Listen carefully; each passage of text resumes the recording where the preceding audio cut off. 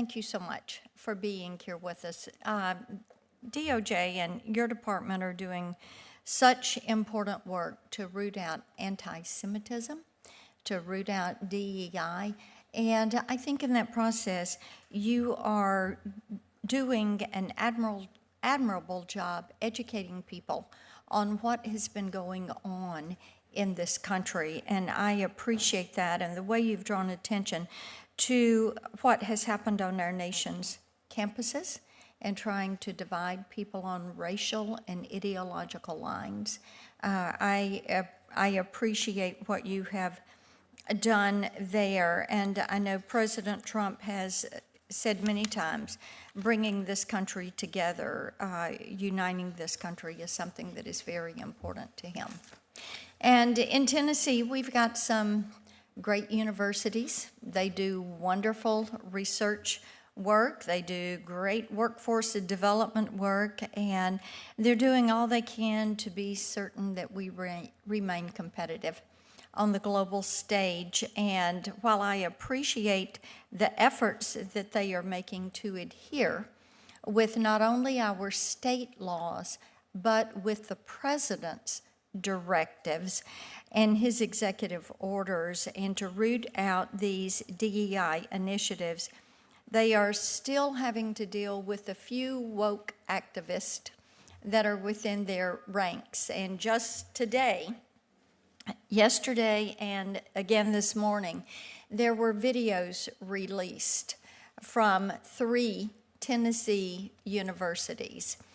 And I have talked with 2 of those university presidents, and we've discussed the work that they are doing.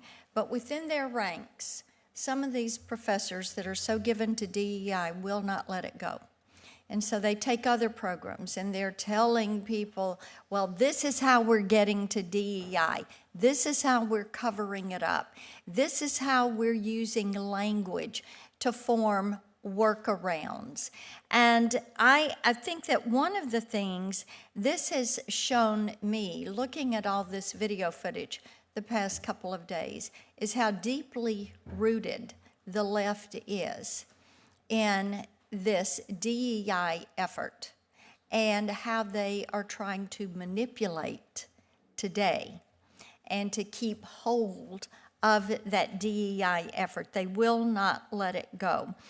So as you are working with these universities that say they're trying to comply, that are hiring outside auditors to come in, how do you work with them and help them root out these activists and change the way these activists are trying to influence the students? What can you do there? Well, thank you, Senator. The way we're starting with the first tier of universities that we have requested data from is requesting data. And so we are beginning to receive thousands and thousands of pages, and we have data crunchers in the DOJ who are helping us analyze the data. But we're also relying on whistleblowers like the ones you just referenced and the Vanderbilt and the other schools that are engaging in this behavior. And they're helping us expose the defiance of federal law. And, you know, it's very interesting. I've heard a lot of lofty phrases here, but we saw, this is not unusual compared to what we saw in the Brown v. Board of Education era. A decree came down from the Supreme Court that separate but equal was illegal, and yet throughout the United States, particularly in the South, where I grew up too, we saw government officials openly defying those orders by rebranding and using different methods, and it took decades to root that out. I hope it won't take decades to root this out, but we see similar defiance like we saw with the Dixiecrats today in American institutions. And I went to University of Virginia Law School. They have done the same thing that you're describing as rebranding and simply saying that we're going to keep doing things, use a shell game, and confuse the government. We are not confused. We will get to it.